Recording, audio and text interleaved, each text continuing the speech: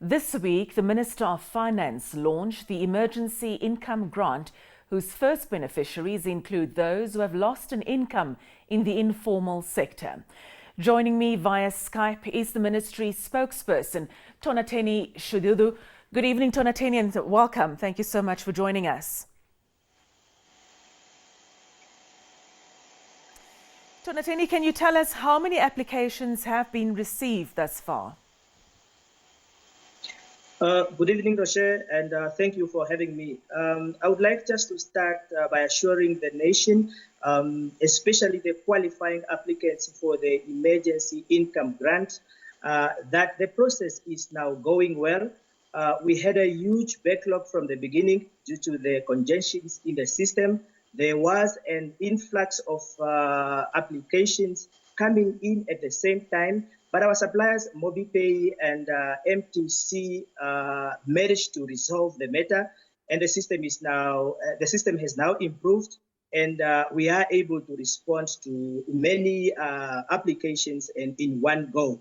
As at 6 o'clock this evening, more than 350,000 applications were processed and ready for payment on Tuesday. Tonateni, there's been complaints that people are finding it difficult to succeed with their applications. And you've just given us an overview that the system is getting up and running. What exactly is happening? As I mentioned earlier, we underestimated the traffic on the first day, but that is now water under the bridge. If you go on the system, everything should be fine by now.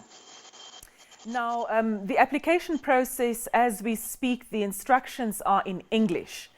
And this could potentially, cut off people as a result of indigenous languages.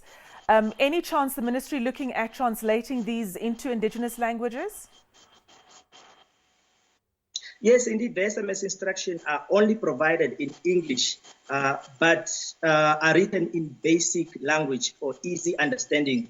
We encourage applicants who do not understand at all to get someone trusted to assist them with the applications. But we have developed a small publication of frequently asked questions about the grant. This publication is currently with the translators, and come Tuesday, we will start circulating in various indigenous languages. But we are also encouraging people to listen to various radio stations, especially the NBC radio stations, as the information is broadcast on such platforms.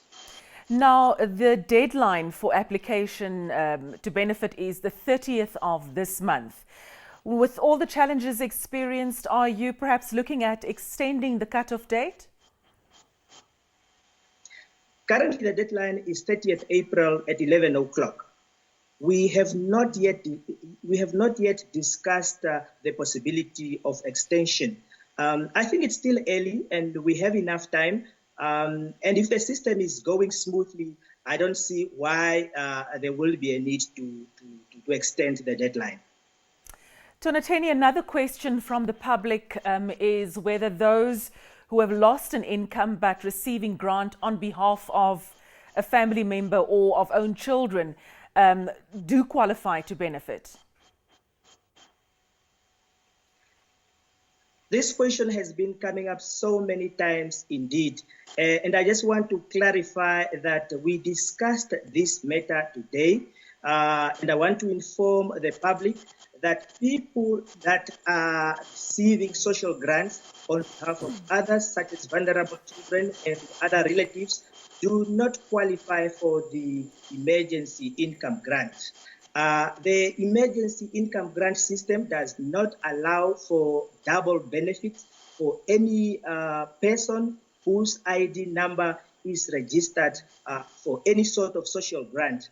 And those who will attempt to apply will be declined. So we are aware that such social grants might not be of their own use, and we encourage them to be patient and wait for an appeal opportunity that will be provided through the regional councils at later stage. The appeal modalities are being worked on and will be announced at later stage. We therefore encourage recipients of any grants to avoid taking part in this process.